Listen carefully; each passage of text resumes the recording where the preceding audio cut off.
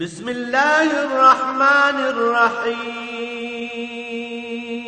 الرحمن علم القرآن.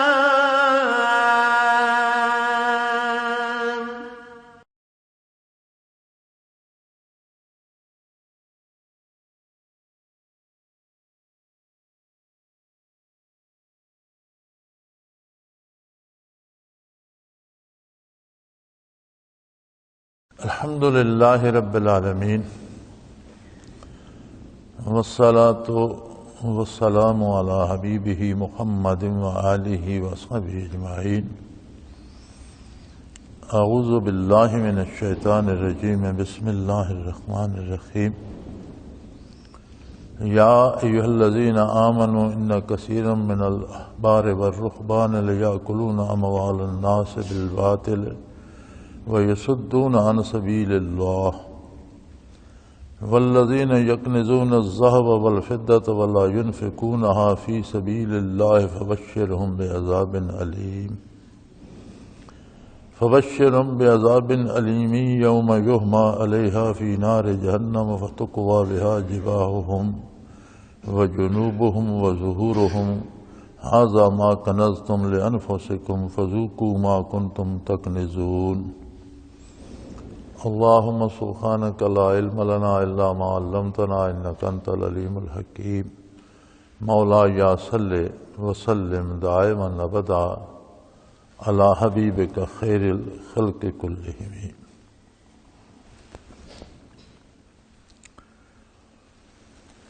پیچھے جہاد کی اور جہاد کی شرائط، اس کا طریقہ کار،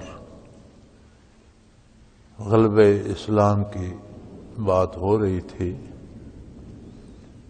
کہ اللہ کریم وہ ہے جس نے اپنے رسول صلی اللہ علیہ وسلم کو ہدا اور دین حق کے ساتھ مبعوث فرمایا لِیُظْہِرَہُ عَلَى الدِّینِ کُلِّہ، تاکہ تمام ادیان باطلہ پر اسے غلبہ نصیب ہو. وَلَوْ کَرِہَ الْمُشْرِکُونَ، خواہ یہ بات مشرکین کو کتنی ہی ناگوار گزرے.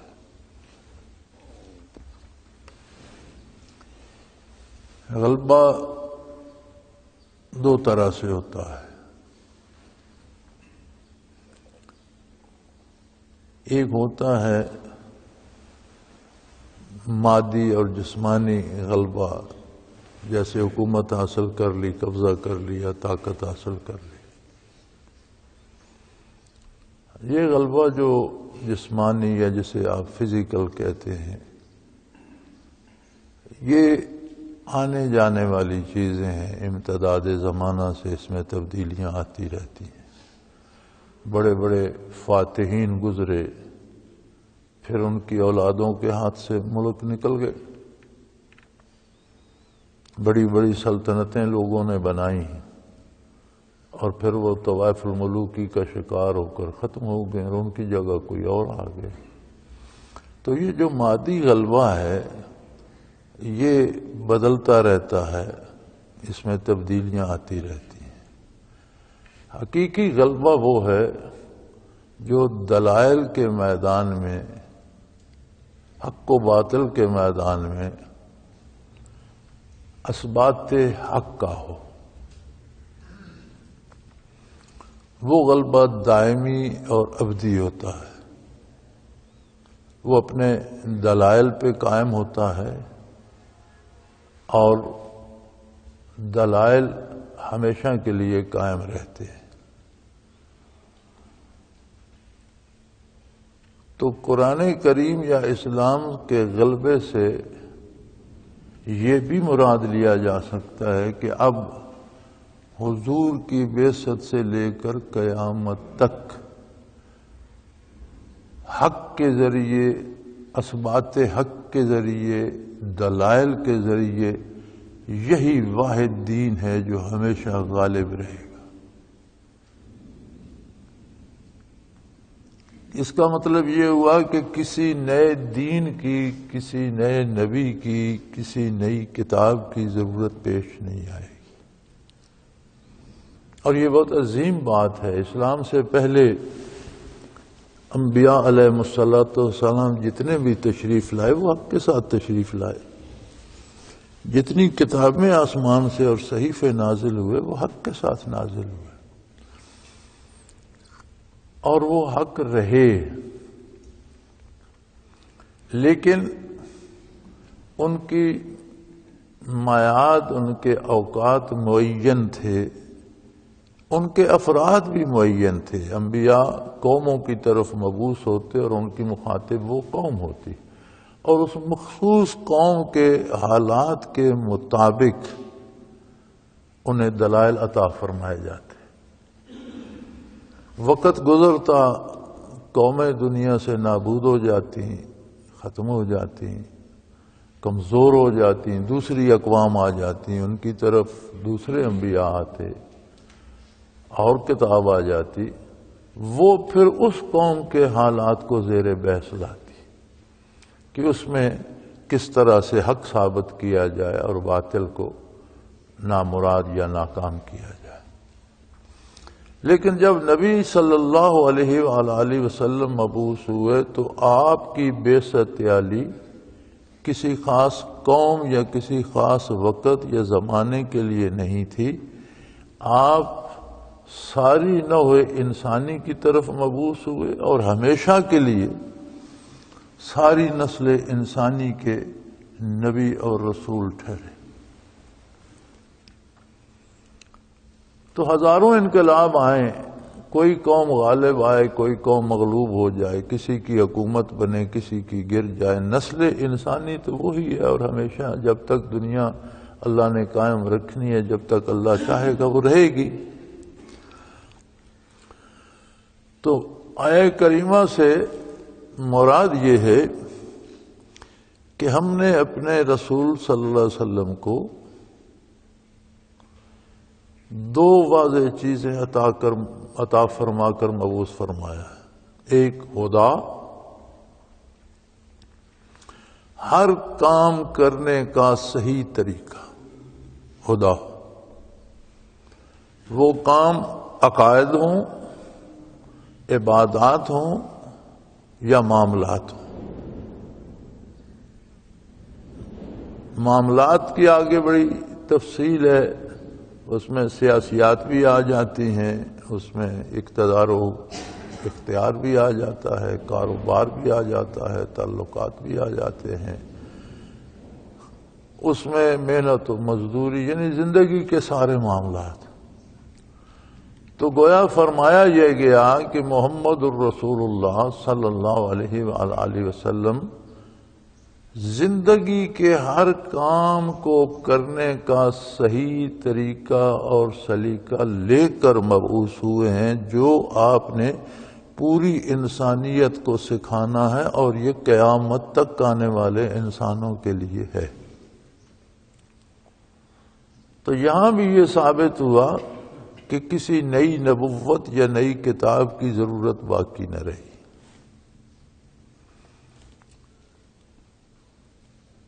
دوسری چیز اس کے ساتھ تھی دین حق۔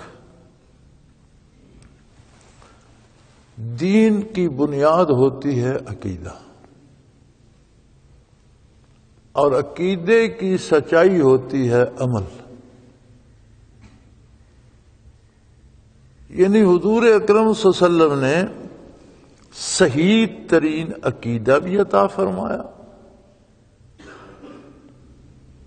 اور پھر اعمال وہ عطا فرمائے کہ عبادات تو دین ہیں ہی، معاملات بھی، یعنی دنیا کے کام بھی دین بن گئے۔ ودین الحق، یعنی جو حضور کی اطاعت جس شعبے میں کرے گا، وہ سیاست میں ہو یا وہ کاروبار تجارت میں ہو یا وہ دوستی دشمنی میں ہو، تعلیم و تعلم میں ہو، زندگی کے ہر شعبے میں حضور کی اطاعت عبادت قرار پائی، دین حق قرار پائی۔ تیسری بات جو ارشاد فرمائی گی وہ یہ ہے کہ نبی علیہ السلام کی بعثت اور اسلام کا ظہور ہوا اس لیے ہے لِيُظْهِرَهُ عَلَى الدِّينِ كُلِّهِ، تمام طرح کے مختلف ادیان جو لوگوں نے بنا رکھے ہیں اس پر اس کو غالب کیا جائے. اور بحمد اللہ روز اول سے قیامت تک غالب ہے اور غالب رہے گا.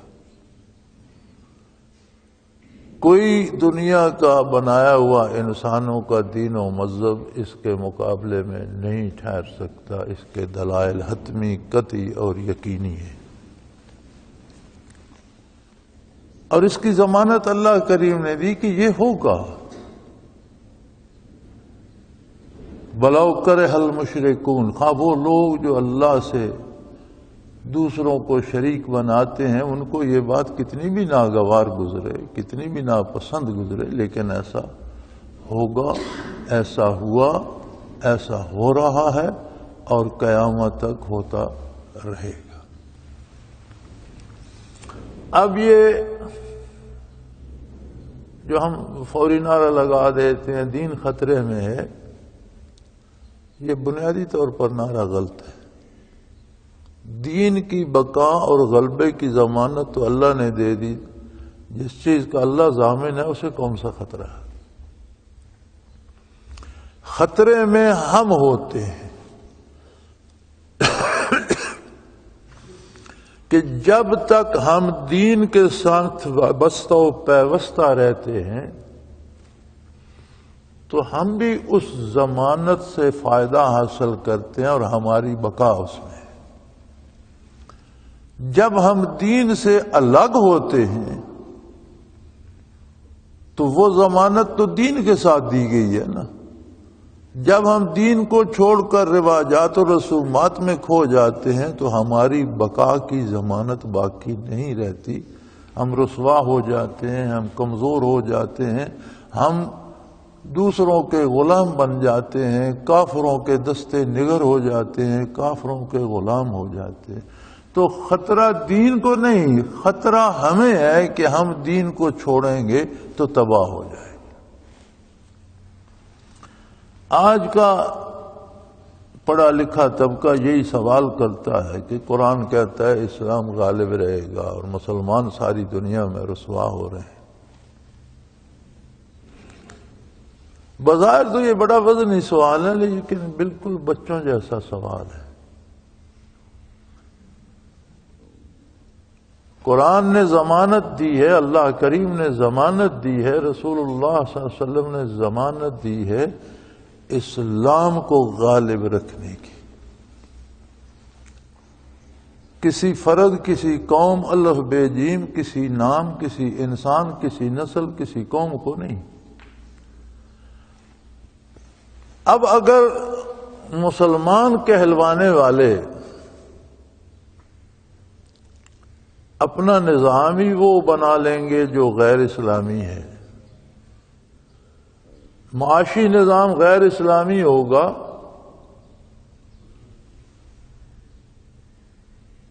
تو دولت میں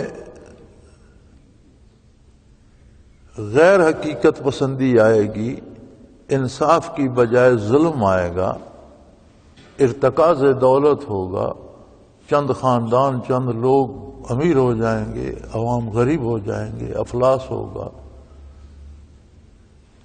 اگر سیاسی عمل میں اسلام کو چھوڑ کر غیر مسلموں کی پیروی کی جائے گی تو سیاسیات ہوتی ہیں لوگوں کے حقوق کے تحفظ کے لیے. حکومت بنیادی طور پر حکومت کا کام ہوتا ہے ہر فرد کے حقوق کا تحفظ، بلکہ حکومت ذمہ دار ہوتی ہے مسلم یا غیر مسلم کوئی بھی جو ملک کا شہری ہے اس کے حقوق متعین ہیں اور ہر ایک کے حقوق کے تحفظ کی. لیکن جب وہ اپنا انداز غیر اسلامی اپنا لے گی تو اپنا کام نہیں کر سکے گی. وہ جو ادارے انصاف کے لیے بنتے ہیں ان سے ظلم ہونا شروع ہو جائے گا. تو آج کی تاریخ کو ہم دیکھیں اور اپنے حالات کو دیکھیں تو جتنی پریشانیاں ہماری ہیں ان کا سبب ہمارا غیر اسلامی کردار ہے. اسلام آج بھی غالب ہے اور اسلام ہمیشہ غالب رہے گا. تو اس کا علاج آج بھی یہی ہے کہ ہم واپس خود کو اسلام میں لے آئیں، غلبہ ہمارا بھی مقدر ہو جائے گا، ہم بھی غالب ہو جائیں گے، ہم بھی خوشحال ہو جائیں گے۔ تو پہلی قوموں کے پاس جو ادیان آئے وہ بھی تو حق تھے، پھر وہ کیوں تباہ ہو گئی؟ یا ایھا الذین آمنوا، اے ایمان والو، اس کی وجہ بھی سن لو۔ بنیادی طور پر جب قومیں تباہ ہوتی ہیں تو بنیادی طور پر ان کے دینی رہنما تباہ ہوتے ہیں۔ سیاسی حکمران بعد میں تباہ ہوتے ہیں، پہلے دینی رہنما تباہ ہوتے ہیں۔ وہ عقائد میں، نظریات میں آمیزش کر دیتے ہیں، وہ احکام و شرائع میں آمیزش کر دیتے ہیں۔ تو فرمایا ان قوموں کی تباہی کا سبب یہ تھا کہ ان کثیرا من الاحبار والرہبان لیاکلون اموال الناس بالباطل ویصدون عن سبیل اللہ۔ ان کے جو علماء و مشائخ تھے، ان کے جو مذہبی رہنما تھے، وہ بھٹک گئے اور وہ آخرت کی بجائے دنیا کی ہرس میں مبتلا ہو گئے۔ دین بنیادی طور پر سبق دیتا ہے کہ ہم جو کام کر رہے ہیں اس میں آخرت کو مد نظر رکھیں۔ روزی کما رہے ہیں تو یہ خیال کریں کہ کسی کا حق نہ چھینوں، میری آخرت تباہ نہ ہو جائے، اپنا جائز حلال رزق حاصل کروں، تجارت سے کروں، مزدوری سے کروں، ملازمت سے کروں، کھیتی باڑی سے کروں، معروف ذرائع سے رزق حاصل کروں، حلال رزق حاصل کروں کہ مجھے دنیا میں بھی آسانی ہو اور اس سے میری آخرت بھی سنور جائے۔ لیکن آخرت کا تصور چھوڑ کر دنیا کی حرص میں مبتلا ہو جائے اور دینی رہنما، عالم یا مشائخ یا علماء اس بات پہ آ جائیں کہ ہم دولت جمع کرتے رہیں، جائز ملے ناجائز ملے، حرام ہو حلال ہو، پیسہ چاہیے۔ فرمایا یہ جو قومیں تباہ ہوئیں، ان کے اکثر علماء و مشائخ جو تھے وہ لوگوں کا مال ناجائز طریقے سے کھانے لگے، رسومات بنا دی اور چندے لگا دیے، یہ جلسہ کر رہے ہیں، یہ جلوس کر رہے ہیں، یہ فلاں کا عرس کر رہے ہیں، یہ فلاں کی 11ویں کر رہے ہیں، پیسے دو بھائی پیسے دو، کروڑوں جمع کر لیے، 2 4 10 بندوں کو 10 دے کے کھلا دیں، فتویٰ فروشی پہ آ گئے۔ وَيَصُدُّونَ عَن سَبِيلِ اللَّهِ، کوئی راستہ پوچھنے آتا ہے تو بجائے اسے صحیح راستہ بتانے کے اس سے پیسے لے کر اسے غلط فتویٰ دے دیتے۔ اب غلط فتویٰ دینا ایسا ہی ہے جیسا اللہ کی راہ سے روک دینا، غلط کام پہ لگا دینا نیکی چھوڑ کر۔ تو ان پہلی قوموں کے علماء و مشائخ میں یہ بیماری پیدا ہو گئی تھی کہ ان کا مقصد دولت دنیا بن گئی تھی۔ وہ لوگوں سے پیسے لینا، جائز ناجائز طریقے سے شرینیاں شکرانے جمع کرنا، رسومات میں چندے جمع کرنا، مقصد بن گیا تھا کہ دولت جمع کرنی ہے۔ کوئی مسئلہ پوچھنے آتا تو جو پیسے دیتا اسے دے دے، اسے حلال کر دیتے، جو نہ دیتا اسے نہ دیتے۔ تو گویا 2 باتیں ان میں آ گئی، ان کی اکثریت، سارے نہیں، اکثریت، کثیر من الاحبار والرہبان، ان کے علماء و مشائخ کی اکثریت لیاکلون اموال الناس بالباطل، لوگوں کا مال ناجائز طریقوں سے کھانے لگے، وَيَصُدُّونَ عَن سَبِيلِ اللَّهِ، اور اللہ کی راہ سے لوگوں کو روکنے لگے، یعنی فتوے بھی دولت پر بیچنے لگے اور حرام کو حلال اور حلال کو حرام، جس طرف سے پیسے ملے ادھر جواز کا فتویٰ دے دیا۔ تو جب دین کو چھوڑ کر بے دینی کو دین کا نام دے دیا گیا تو 2 جرم ہوئے، اللہ کا بھی مجرم ٹھہرا اور مخلوق کو بھی اللہ کے دین سے روک دیا۔ تو یہ ایسا جرم تھا جو اکثریت کا تھا، لہذا قومیں تباہ ہو گئی۔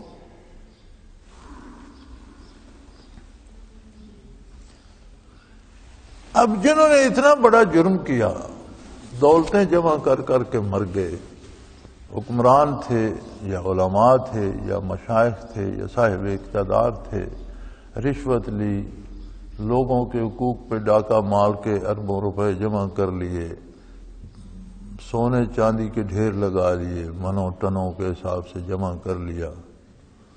اب ایک عجیب بات ہے کہ جو بندہ حصول زر کے ناجائز طریقے اپناتا ہے، اس سے یہ امید نہیں رکھنی چاہیے کہ وہ دولت جائز طریقے سے خرچ کرے۔ یہ ایک اصولی بات ہے کہ جب وہ کمانے میں حلال حرام کی تمیز نہیں رکھتا تو خرچ کرنے میں پھر وہ یہ تکلف کیوں کرے گا، پھر اس پہ زکوٰۃ کیوں دے گا، پھر وہ یہ کیوں سوچے گا کہ اسے مجروں پہ خرچ نہ کروں، اسے شراب خانے پہ نہ اڑاؤں، اس سے یہ نہ کروں، اس سے وہ نہ، وہ ایسا نہیں کرے گا، پھر وہ ناجائز جگہوں پہ خرچ بھی کرے گا یا جمع کر کر کے چھوڑ کے مر جائے گا۔ جسے یہ خیال ہو کہ میری آخرت ضائع نہ ہو، دولت کمانے میں بھی جائز اور حلال وسائل اختیار کرے گا، اور خرچ کرنے میں بھی اس کے مد نظر رضائے الہی ہوگی کہ ایسی جگہ پر خرچ کروں اور اس طریقے سے خرچ کروں کہ دولت کا ضیاع نہ ہو۔ فرمایا وہ جمع کر کر کے سونے چاندی کے ڈھیر اور دولت کے ڈھیر مر گئے۔ وَلَا يُنْفِقُونَهَا فِي سَبِيلِ اللَّهِ، جو حرام ذرائع سے حاصل کرتے ہیں وہ اسے اللہ کی راہ میں پھر خرچ نہیں کرتے، وہ خرچ بھی پھر اپنی مرضی سے کرتے ہیں، ناجائز اور ناروا طریقوں سے خرچ کرتے ہیں۔ تو ایسے لوگوں کے لیے فرمایا فَبَشِّرْهُمْ بِعَذَابٍ أَلِيمٍ، اے میرے حبیب ایسا کرنے والے لوگوں کو دردناک عذاب کی خوشخبری دے دیجئے، بشارت تنزن فرمایا گیا کہ انہیں یہ مبارک ہو کہ انہیں بہت دردناک عذاب، نام ہی تکلیف، دکھ، درد کا ہے، اس کے ساتھ دردناک کا اضافہ یہ انسان کو جھنجھوڑنے کے لیے کافی ہے کہ اس کے ساتھ دردناک عذاب ہوگا، اور اس طرح سے ہوگا ایک دن آئے گا یوم یحمى علیہا فی نار جہنم، وہ سونا چاندی دولت کے انبار اسے دوزخ کی آگ میں تپایا جائے گا، فتقوی بہا، اس گرم گرم سونے چاندی سے داغا جائے گے، جباہہم، ان کے چہرے، ان کی پیشانیاں، وجنوبہم، ان کے پہلو، وظہورہم، ان کی پیٹھیں، یعنی وہ جو ناجائز اور ناروا دولت تھی اور جسے جمع کرتے کرتے مر گئے۔ حلال دولت کمانا اسلام منع نہیں کرتا، حلال وسائل سے دولت ہے ضرورت سے زیادہ اور جمع ہو جائے، اسلام منع نہیں کرتا، منع کرتا تو اس پہ زکوٰۃ کیوں ہوتی؟ اب زکوٰۃ اس دولت پہ ہے جو آپ کے پاس 1 سال تک محفوظ رہی اور آپ کی ضرورت میں نہیں آئی، جو آپ کے پاس اپنی ضرورت سے زائد سرمایہ جب وہ 1 سال پڑا رہا تو اس پر زکوٰۃ واجب ہو گئی۔ یعنی اسلام ارتکاز دولت کے مخالف ہے کہ دولت ایک جگہ جمع ہو جائے تو 40واں حصہ اس کا آپ نے اللہ کی راہ میں دے دیا، تو اگر وہ مسلسل پڑی رہی 40 برس تک آپ نے خرچ نہ کی تو وہ تو آہستہ آہستہ ساری غربا میں بٹ جائے گی۔ دنیا کے کسی معاشی نظام میں جمع شدہ سرمایہ کو واپس معاشرے میں اور اس خرچ کے جو ہے انداز، سرکولیشن جو ہے اس میں لانے کا کوئی طریقہ نہیں ہے سوائے اسلامی معاشی نظام کے، کہ حلال وسائل سے دولت کمائے، اس کے پاس جمع ہو جائے، ضرورت سے زائد ہو تو اس پر سال گزرے تو اس کا 40واں حصہ واپس غرباء میں تقسیم کر دے، تو یوں ارتکاز دولت نہیں ہوگا۔ اب اگر دولت جمع کرنا منع ہوتی تو زکوٰۃ فرض کیوں ہوتی؟ دولت ناجائز وسائل سے جمع کرنا حرام ہے، چھین کر جمع کرنا حرام ہے۔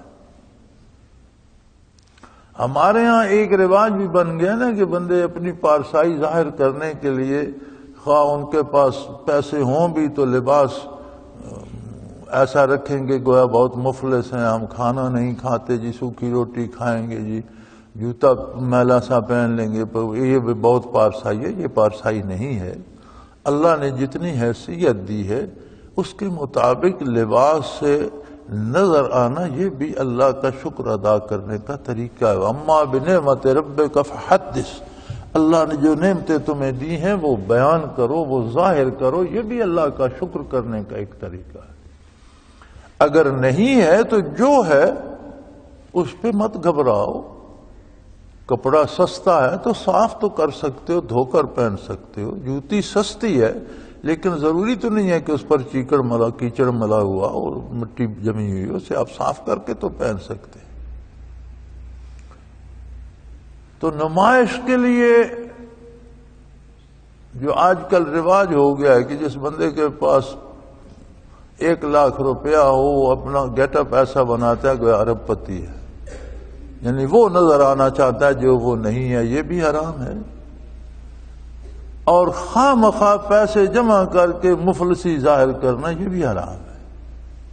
جو حیثیت اللہ کریم نے دی ہے اس کے مطابق رہو۔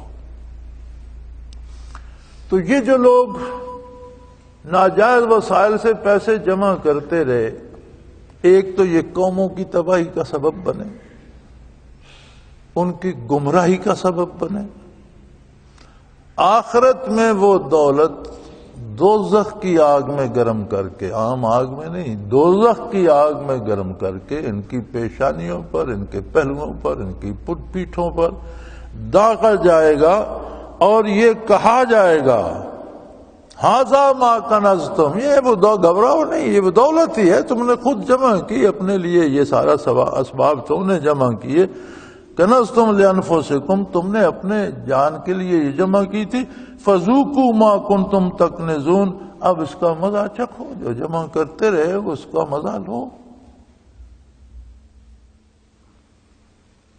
بتایا یہ اس لیے جا رہا ہے، مقصد یہ ہے کہ اے مسلمانوں تم بھی ان جرائم میں ملوث نہ ہو جانا، تم بھی یہ نہ کرنا کہ تمہارے پیران اعظام اور مشائخ کرام اور علماء کرام دولت جمع کرنے پہ لگ جائیں، حلال حرام جہاں سے آئے پیسہ لیتے رہو اور جمع کرتے رہو، اور لوگوں کو ناجائز فتوے دیتے رہو، جانتے بوجھتے ناجائز فتوے دیتے رہو اور دین بیچ کر دولت جمع کرتے رہو، تو یہ دو جرم ہوں گے۔ ایک تو تم قوم کو تباہی کی طرف لے جاؤ، قوم گمراہ ہوگی، اللہ کے غضب کا شکار ہوگی، اور آخرت تباہ ہوگی، اور اسی قوم کے سامنے پھر تمہیں آخرت میں عذاب دیا جا رہا ہوگا، پھر وہاں تمہاری عزت اور آنر کہاں جائے گی؟ جو آج بھرم تم نے بنا رکھا ہے، رنگ برنگے لباس اور جبے اور ٹوپی پر، پگڑی پر ایک چادر اور کیا کیا حلیے بنا رکھے ہیں، ان کا کیا ہوگا؟ یہ تقدس کی علامتیں کہاں جائیں گی؟ اور دوسرا یہ بڑی فکر کی بات ہے کہ علماء اور مشائخ دولت کے لالچ میں آ کر دین سے ہٹیں گے تو حکمران ان سے پہلے ہٹ جائیں گے، کیونکہ انہوں نے حکمرانوں کو جواز کے فتوے دینے، اور دین کے نام پر بے دینی اور بے حیائی آ جائے گی، اور یہ قومی تباہی کا سبب بنے گی، قوم کو زوال میں لے جائے گی، عذاب الہی کا شکار کر دے گی۔ اب اس کا علاج آج کل ہمارے جتنے یہ ٹی وی چینلز پہ ٹاکرے ہوتے ہیں، نام تو انہوں نے مذاکرہ رکھا ہوا ہے، میں تو اسے ٹاکرا کہا کرتا ہوں کہ سوائے ایک دوسرے کے ساتھ لڑنے کے اور اس میں کچھ بھی نہیں ہوتا۔ ایسے پتہ چلتا ہے مرغ لڑا رہے ہیں کہ وہ اینکر بیٹھا ہے جو وہ دانہ ڈال دیتا ہے اور وہ اس پہ لڑنا شروع ہو جاتے ہیں، سوائے لڑائی کے کچھ حاصل نہیں۔ ان کا ایک اہم اور مرکزی سوال یہ ہوتا ہے کہ اب اس کی اصلاح کی صورت کیا ہے، وہ بات بتاؤ جس سے اصلاح احوال ہو سکے۔ کراچی میں بد امنی ہے تو قیام امن کی صورت کیا ہے؟ ملک میں بد امنی ہے، اغوا برائے تاوان ہو رہا ہے، بم پھاڑے جا رہے ہیں، خود کش حملے ہو رہے ہیں، جگہ جگہ نشانہ بازی سے لوگوں کو ٹارگٹ کلنگ جسے کہتے ہیں مارا جا رہا ہے۔ تو یہ قتل عام جو ہو رہا ہے اس کا حل کیا ہے؟ سادہ سا حل ہے میرے بھائی، آج توبہ کر لو،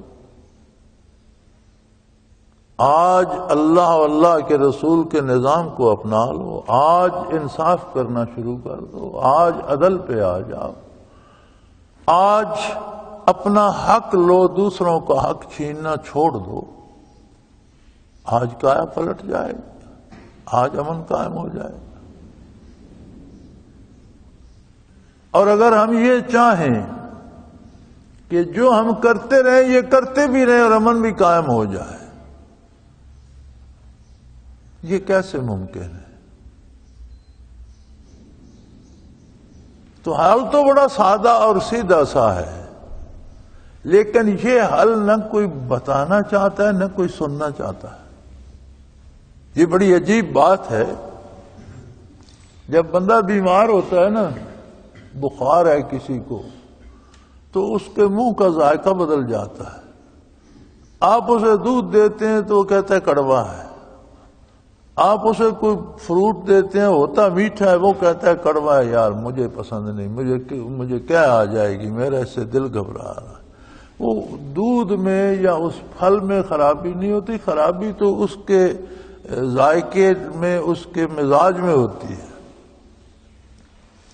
ہم بھی اب اس جگہ پہ پہنچ گئے ہیں کہ جب ہمیں توبہ کا کہا جائے نا تو ہمیں بڑی کڑوی لگتی ہے۔ یار تم کیا یہ پرانی باتیں لے بیٹھتے اور یہ کیا بات ہوئی بھائی، یہ کون سا حل ہے؟ لیکن مجبوری یہ ہے کہ اس کے علاوہ کوئی حل ہے بھی نہیں۔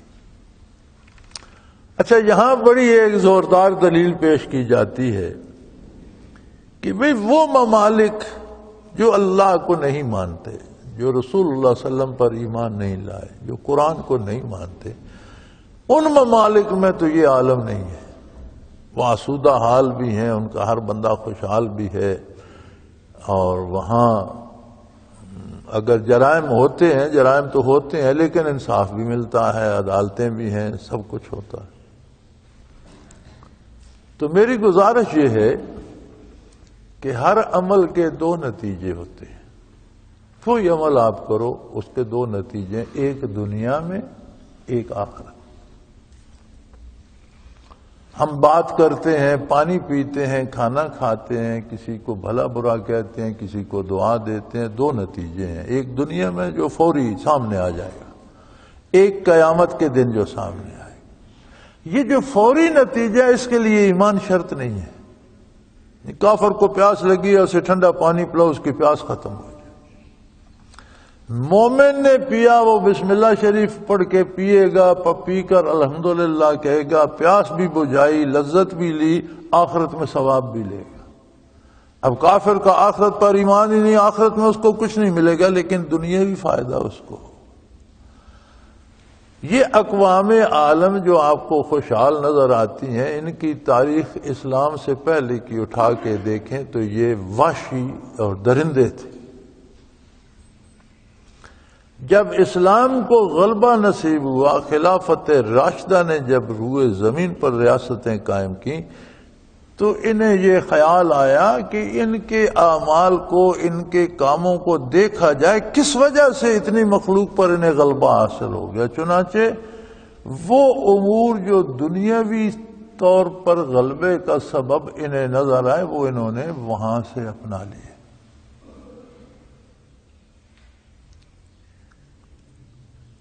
ورنہ یورپ والوں کو تاریخ دا کیو مین لکھتی ہے، غاروں میں رہنے والے لوگ، اور امریکہ اور مغربی دنیا کو دا وائلڈ وائلڈ ویسٹ لکھتی ہے تاریخ۔ 2 دفعہ وائلڈ آتا ہے، وحشی وحشی درندے۔ تو انہوں نے، اب آپ دیکھیے ان کی عدالتوں میں اگر انصاف ہوتا ہے تو انصاف انہوں نے کہاں سے سیکھا؟ مدینہ منورہ سے، نبی کریم سے۔ اگر وہ رشوت نہیں لیتے، ہر ایک کا کام جائز طریقے سے کر دیتے ہیں، تو یہ طریقہ انہوں نے اسلامی اقدار سے سیکھا۔ تو جہاں جہاں وہ ترقی کر رہے ہیں وہاں وہاں انہوں نے اسلامی اقدار اپنا لی ہیں۔ وہ انہیں آخرت میں فائدہ دے نہ دیں، دنیا میں فائدہ تو دیں گی۔ میرا ایک عزیز 17 برس رہا، اکاؤنٹس کا آدمی تھا، برطانیہ میں اکاؤنٹس میں رہا۔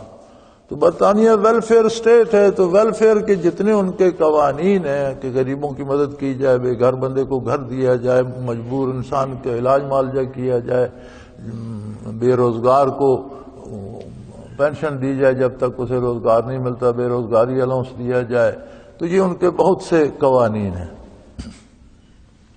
تو وہ اسی میں رہا، تو کہتا تھا ہم اپنی دفتری زبان میں تو اس سارے نظام کو دا عمر's law، حضرت عمر رضی اللہ تعالیٰ عنہ کی طرف منسوب کرتے تھے کہ یہ عمر کے قوانین ہیں جو ہم نے اپنا رکھے۔ تو بھئی جہاں جہاں انہوں نے اسلامی اقدار کو اپنایا ہے وہاں دنیا میں تو وہ خوشحال ہوں گی۔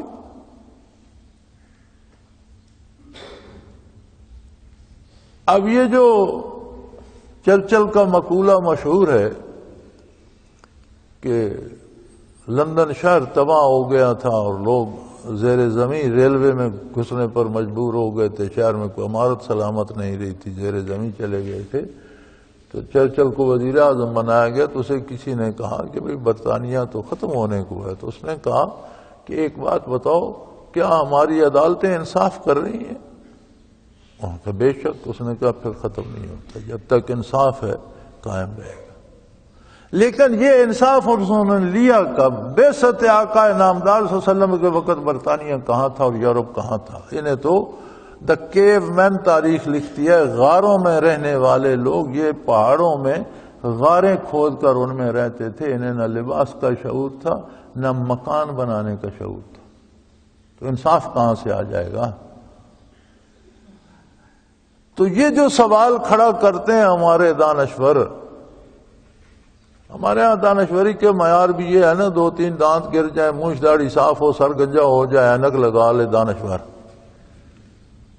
خواہ کچھ آتا جاتا ہے یا نہیں، کوئی عملی زندگی اپنی اس کی ہے یا نہیں، حلال کھاتا ہے یا نہیں، عبادات فرائض ہیں یا نہیں، اس کی ضرورت نہیں ہے۔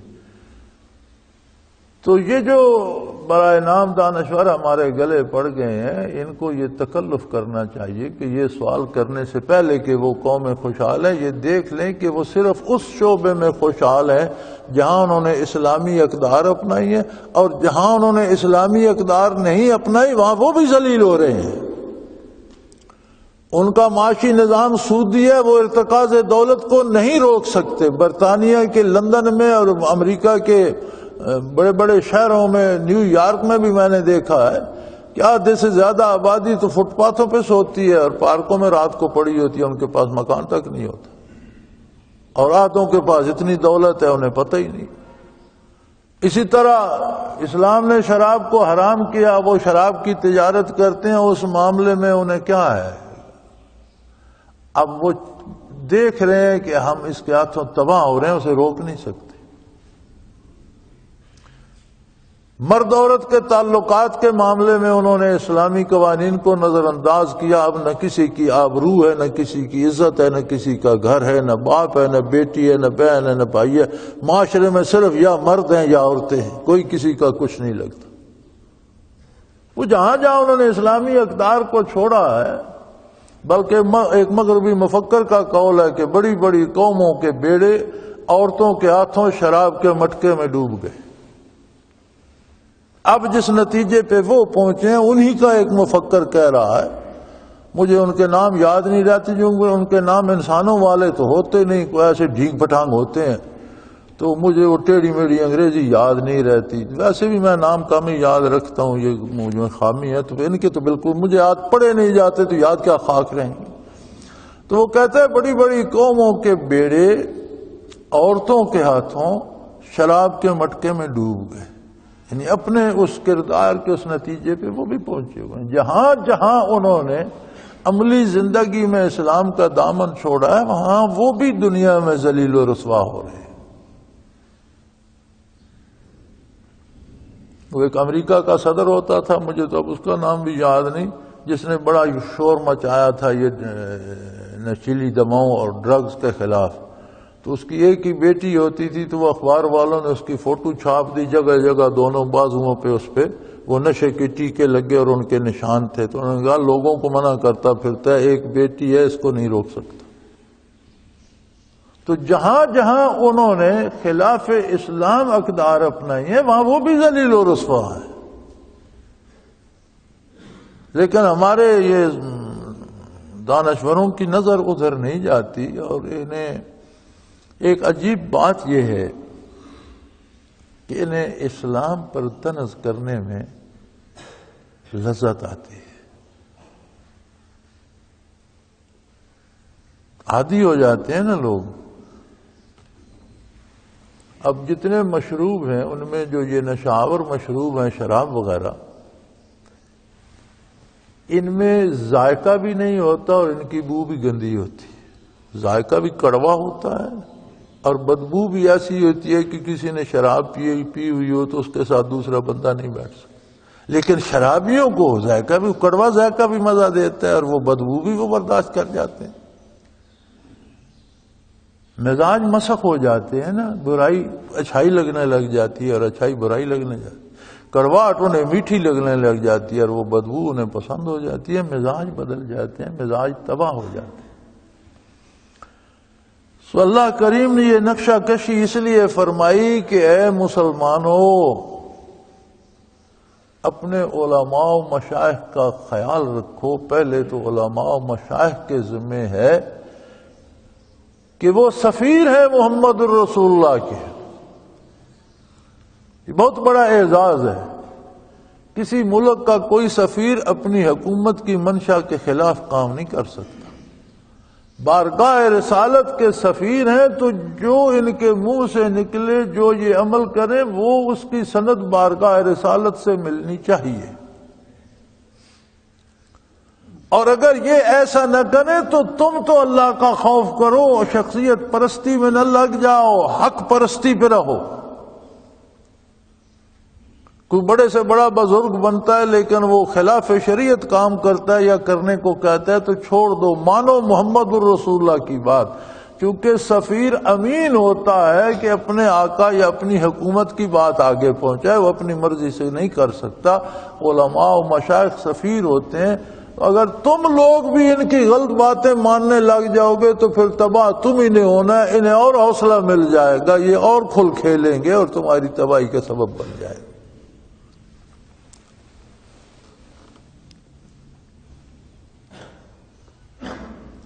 اور پھر وہ بھی ارشاد فرمایا کہ نتیجہ بھی سن لیں، اللہ کی مخلوق کو گمراہ کرنے کا اور ناجائز وسائل سے دولت جمع کرنے کا، کہ رہنے کو جہنم ملے گا اور جہنم میں جو اور اس کی آگ اور عذاب اور جلنا اور وہ سب کچھ ہوگا، اس کے علاوہ اس ناجائز اور ناروا دولت کو سونے چاندی کے ڈھیروں کو گرم کر کے اس سے انہیں داغا بھی جائے گا، اور ساتھ یہ کہا جائے گا کہ مزے کرو، اب اس دولت کا مزہ لو جو تم نے ناجائز وسائل سے جمع کی تھی۔ تو میرے بھائی، جب ہم ناجائز وسائل سے پیسہ جمع کرتے ہیں تو ہمیں یہ دیکھنا ہوگا کہ ہم کتنا بڑا ظلم کر رہے ہیں، دوسرے کا حق چھین رہے ہیں، انسانیت کی گمراہی کا سبب بن رہے ہیں، اللہ کی راہ سے لوگوں کو روکنے کا سبب بن رہے ہیں۔ الامان والحفیظ، یہ ایسے جرائم ہیں بعض جرائم ایسے سخت ہوتے ہیں کہ ان سے توبہ کی توفیق بھی سلب ہو جاتی ہے۔ اللہ کریم ہمیں معاف فرمائے، اپنی اور اپنے رسول کی اطاعت کی توفیق عطا فرمائے، ہمیں، ہمارے بڑوں کو، علماء کو، حاکموں کو، سب کو ہدایت پہ رکھے، وہ قادر ہے۔ وآخر دعوانا ان الحمدللہ رب العالمین۔ اللہ اللہ اللہ اللہ اللہ اللہ اللہ اللہ۔ حضرت امیر محمد اکرم آبان مد ذلہ العالی دارالعرفان منارہ ضلع چکوال میں سالہ سال سے قرآن و حدیث کے اوپر خطابات کر رہے ہیں اور سلسلہ نقشبندیہ اویسیہ کے مطابق لوگوں کو ذکر الہی کی تربیت دے رہے ہیں۔ وہ قرآن پاک کی تفسیر ترتیب وار بیان کر رہے ہیں۔ تفسیر قرآن کو وہ موجودہ ملکی اور بین الاقوامی حالات کے مطابق بیان کرتے ہیں۔ موٹر وے سے کلر کہار کے انٹرچینج سے نکلتے ہوئے کلر کہار کی جھیل سے ہوتے ہوئے میانی، بوچھال اور نور پور سے گزرتے ہوئے دارالعرفان منارہ پہنچ سکتے ہیں۔ حضرت امیر محمد اکرم آوان نے بچیوں اور بچوں کی دینی اور دنیاوی تعلیم کے لیے سقارہ اکیڈمی کے نام سے ایک درسگاہ بھی قائم کی ہے، جس کا افتتاح ملک پاکستان کے صدر جنرل محمد ضیاء الحق نے اپنے دست مبارک سے کیا تھا۔ وہ تمام احباب جو اسلام کی طلب رکھتے ہیں ان سے گزارش ہے کہ دارالعرفان منارہ ضلع چکوال میں امیر محمد اکرم آبان صاحب کے خطابات سے مستفید ہوں۔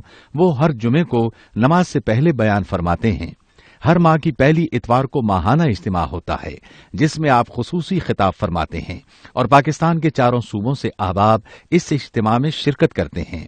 اس کے علاوہ یہاں سال میں 2 مرکزی اجتماعات بھی ہوتے ہیں، ایک رمضان المبارک میں اعتکاف کا اجتماع اور دوسرا جولائی اور اگست میں 40 دن کا اجتماع ہوتا ہے جس میں روحانی تربیت کی جاتی ہے۔